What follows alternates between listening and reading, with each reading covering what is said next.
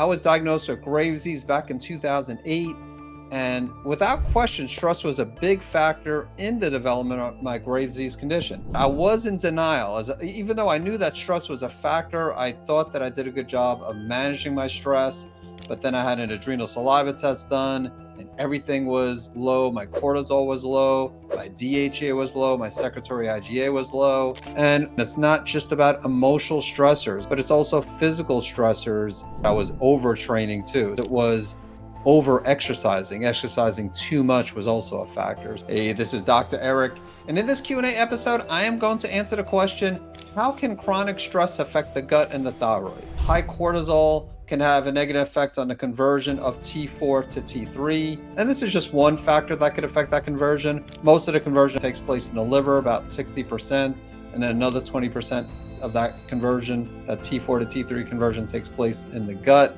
But stress and high cortisol can play a role as well.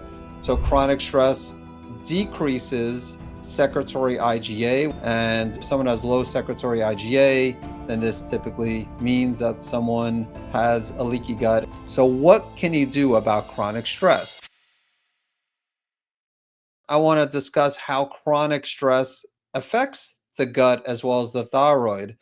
And when it comes to thyroid health, directly on thyroid health, high cortisol can have a negative effect on the conversion of T4 to T3. So on a blood test, you might see normal T4 levels and low T3 levels.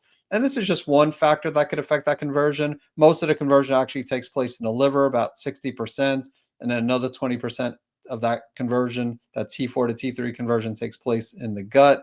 But stress and high cortisol can play a role as well. And then with regard to how it could affect the gut, so chronic stress decreases secretory IgA, which lines the mucosal surfaces of the gastrointestinal tract.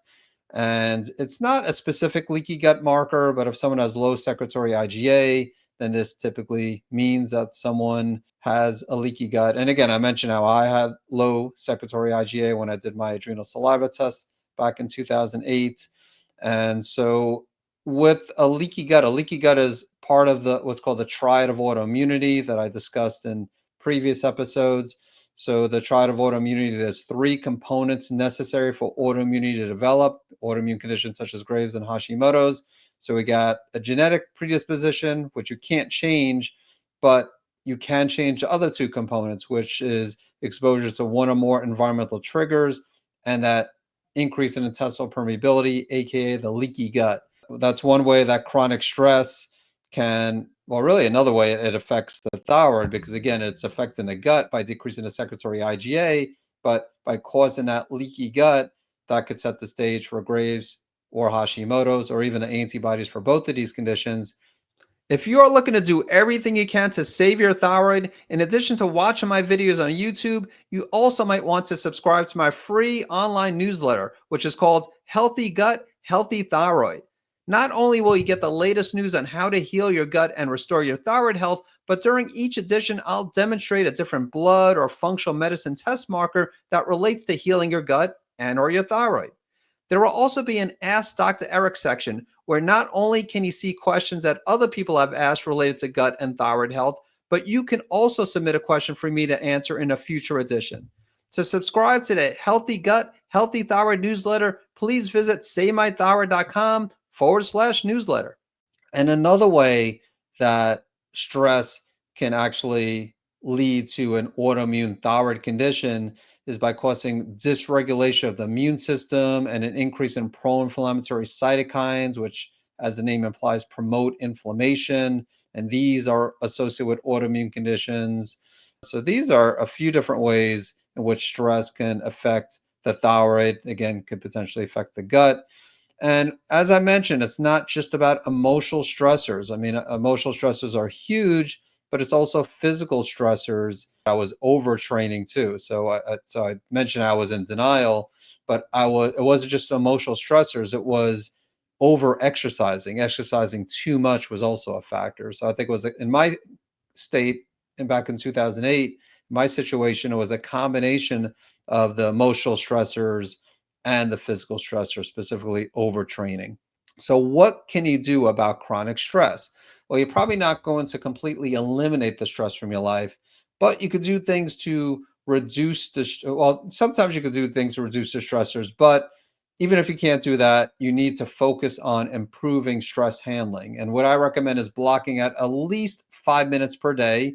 I mean, if you do more, that's great, but I would say start with 5 minutes because everybody could do 5 minutes. And the key is to get into the routine of stress handling. So, 5 minutes of any type of mind body medicine. It could be deep breathing, it could be meditation, it could be yoga, whatever you're willing to do. And you don't have to do the same thing every single day. You could rotate, you could incorporate different types of mind body medicine techniques. Getting proper sleep is important. That's extremely important for optimal adrenal health and helping you to better manage your stress. Speak with someone if necessary. So, a counselor, a psychologist. Again, a lot of people do this and it can be helpful. So, for some people, maybe blocking out time for stress management isn't sufficient. Maybe, I mean, I still recommend doing that, even if you're speaking with someone, I would say to do that. I should also mention there are numerous apps that can help. There's the Calm app, there's Headspace, is what I was thinking about. That I use a device called the Inner Balance from HeartMath as well. So, technology is amazing these days. And while it's great if you could do it without the technology, if you need to rely on the technology or again incorporate the technology in combination with, because I mean if you use the technology, obviously you're going to still be doing things like deep breathing, meditation, and again avoid the excess exercise. There are a lot of people who are sedentary and don't exercise enough, but then there are also a lot of people that do too much, that they don't listen to their body. And back in 2008 I did not listen to my body, and that's at least was a factor. I'm pretty sure that was a piece of the puzzle in the development of my Graves' disease condition. So that is my answer to the question, how can chronic stress affect the gut and thyroid? So I gave a few different mechanisms, and then I discussed some things that you could do to help improve your stress handling skills. As usual, I hope you found this Q&A episode to be super valuable, and I look forward to catching you in the next episode.